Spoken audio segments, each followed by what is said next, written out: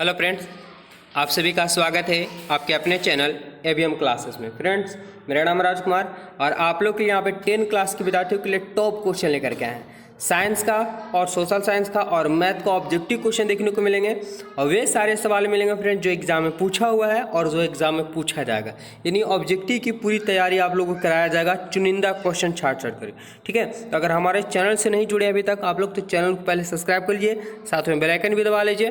ठीक है, ताकि पहला नोटिफिकेशन आपके पास पहुंचे। और फ्रेंड्स, लाइव क्लास चैनल पर शुरू हो चुका है और टाइम बता देते हैं आप लोग को कि 7 PM में, ठीक है, 7 PM में एवरीडे आप लोग के बीच में ऑब्जेक्टिव देखने को मिलेगा। ठीक है, तो आप लोग हमारे चैनल से जरूर जुड़े आया कीजिए शाम को 7 बजे हर हाल में। ठीक है, तो टॉप क्वेश्चन है 10 क्लास के लिए लाइव क्लास शुरू हो चुका है। सरल भाषा में आपको समझाने का भी प्रयास करेंगे।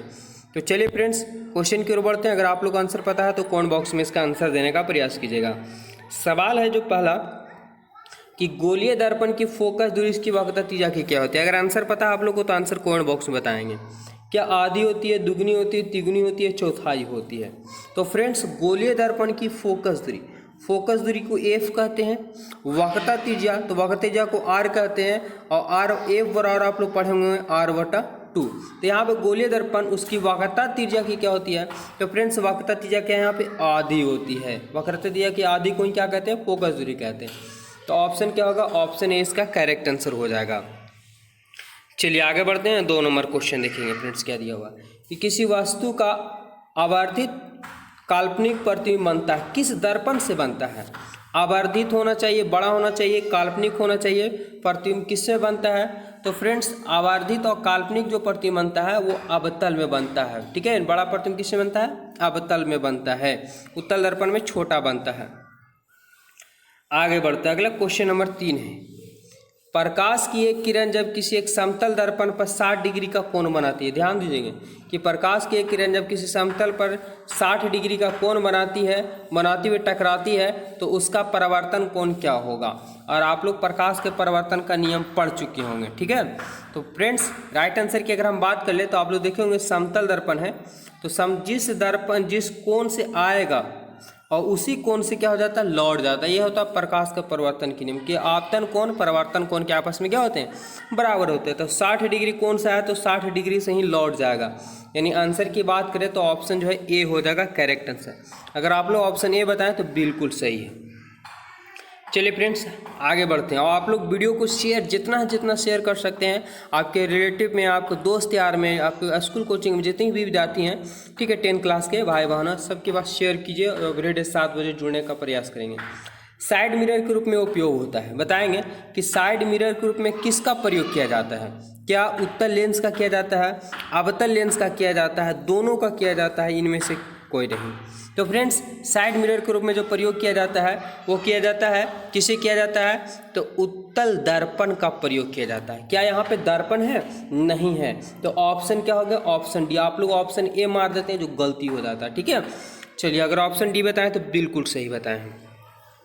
आगे बढ़ते हैं। अगला सवाल देखेंगे क्या दिया हुआ है कि सोलर कुकर में व्यवहारित किया जाता है, यानी सोलर कुकर में किसका प्रयोग किया जाता है? क्या अवतल दर्पण का किया जाता है, उत्तल का किया जाता है, या समतल दर्पण किया जाता है, या परवलयीय दर्पण का किया जाता है? किसका प्रयोग किया जाता है फ्रेंड्स? सोलर कुकर में। तो सोलर कुकर में जो प्रयोग किया जाता है वो अवतल दर्पण का प्रयोग किया जाता है। ऑप्शन ए हो जाएगा राइट आंसर। चलिए फ्रेंड्स, अगला क्वेश्चन देखते हैं क्या दिया हुआ है।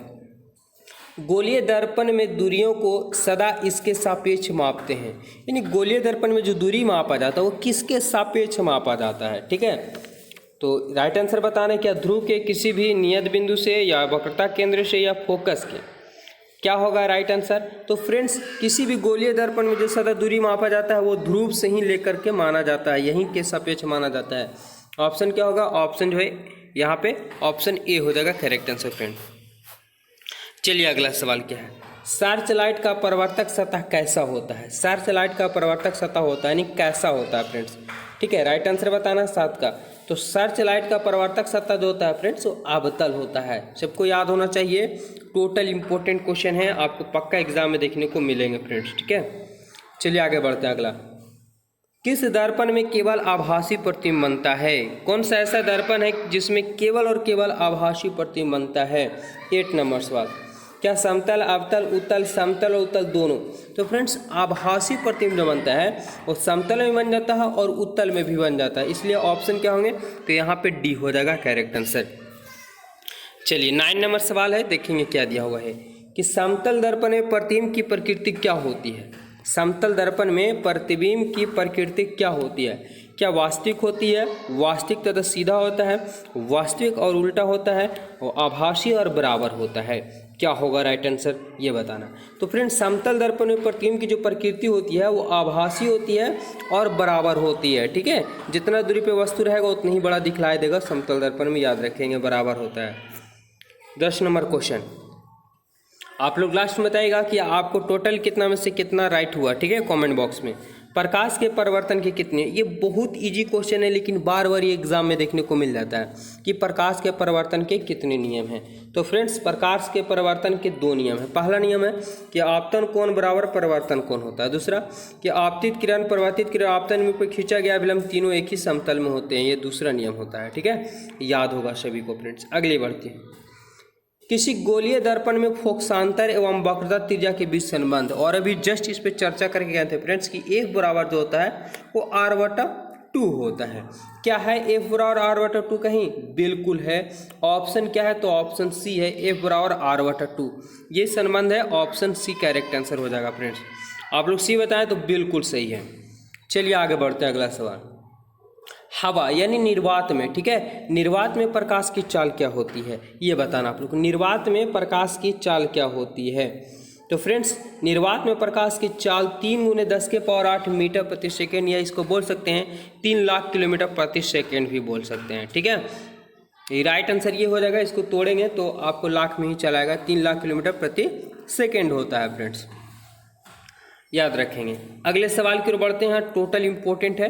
गोलीय दर्पण के परावर्तन पृष्ठ के वृत्ताकार सीमा रेखा का व्यास कहलाता है। ध्यान समझिएगा कि गोलीय दर्पण के परावर्तक, ठीक है, गोलीय दर्पण के परावर्तक पृष्ठ की वृत्ताकार सीमा रेखा का व्यास कहलाता है, ठीक है। व्यास क्या कहलाता है जरिए बताएंगे, क्या मुख्य फोकस कहलाता है, वक्रता त्रिज्या कहलाता है, प्रधान अक्ष कहलाता है, गोलीय दर्पण का द्वारक कहलाता है, क्या होगा।